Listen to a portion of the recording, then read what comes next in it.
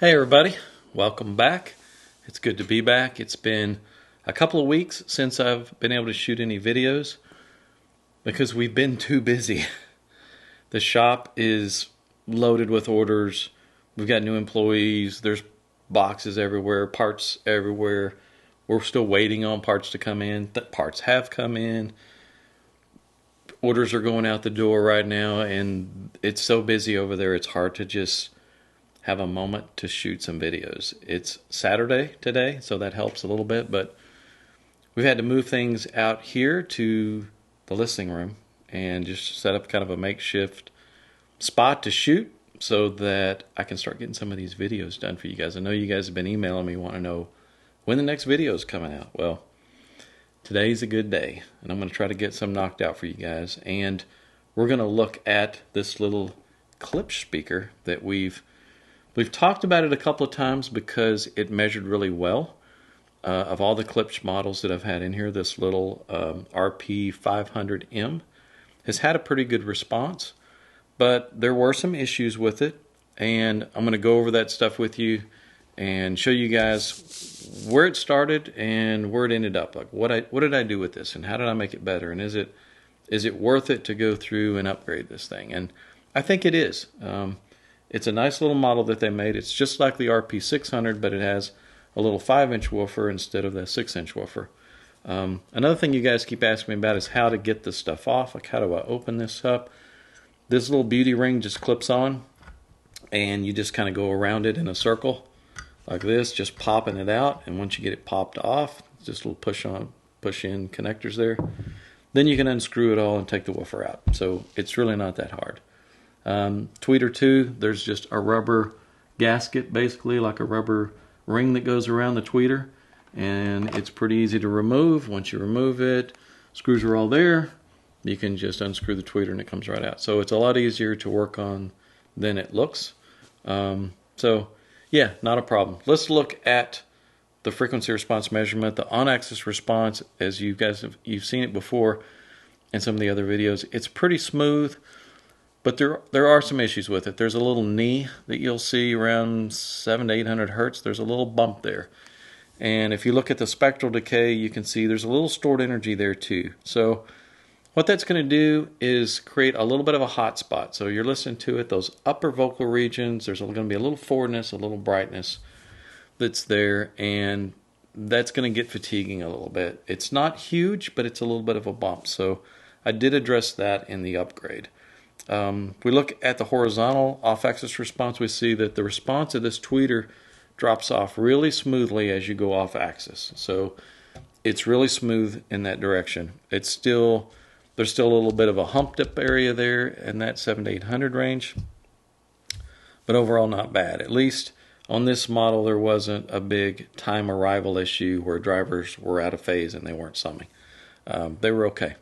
The vertical off-axis, as we go up vertically, you see it's starting to get a little bit of a dipped area there near the crossover point, but not bad. So overall, those areas are pretty good. And if you look at the impedance curve, here's another problem. What you want to see a speaker that's an even load for the amplifier. You don't want the tweeter to be 30 ohms and the woofer to be 4 ohms. You want to see an even load, and the way they've got this set up, it is not. The woofer range drops down to like 3.8 ohms or something, but the tweeter end is way up there around 18 ohms. So it's a little bit of an impedance mismatch.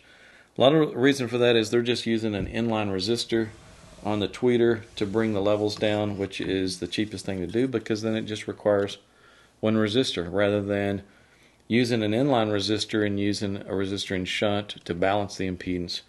It's cheaper to use one, and yeah, it's cheese. This is full of cheesy stuff. I mean, it's an inexpensive speaker. It is an electrolytic cap on the woofer circuit. It's iron core inductor.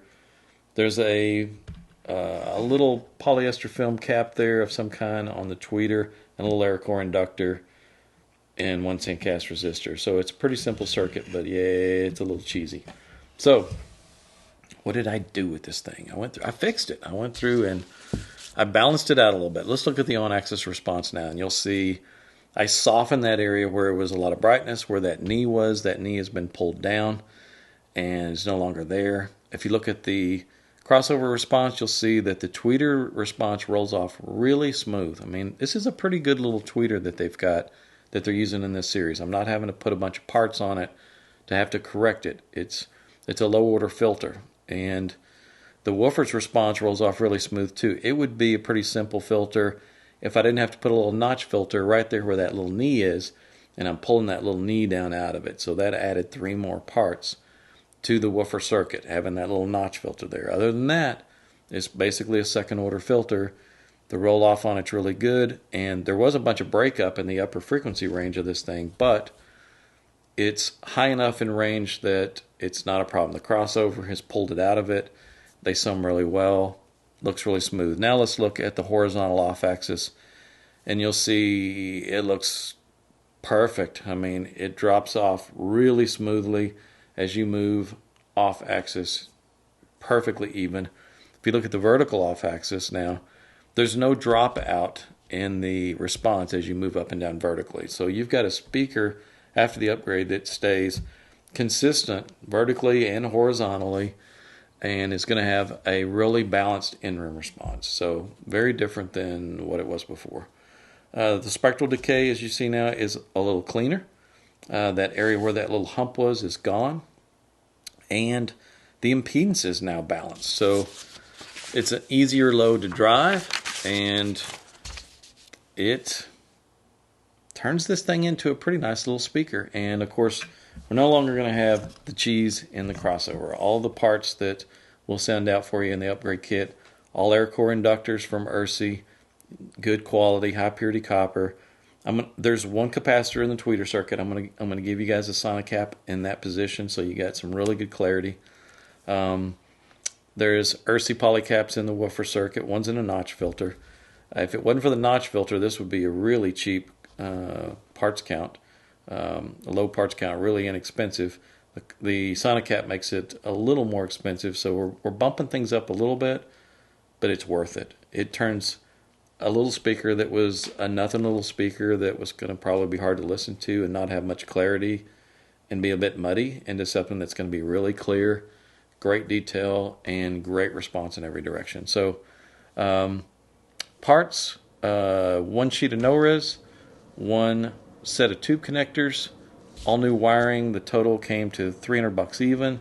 So for $300, this thing is going to be a nice home run for you guys.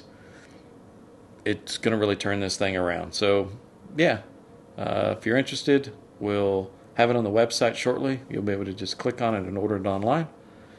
That's it for this little quickie on the Klipsch RP-500M. I've got more videos to shoot. Hopefully I'll get some done today. Thanks for subscribing. If you haven't subscribed, please do hit the subscribe button, and we will see you in the next video.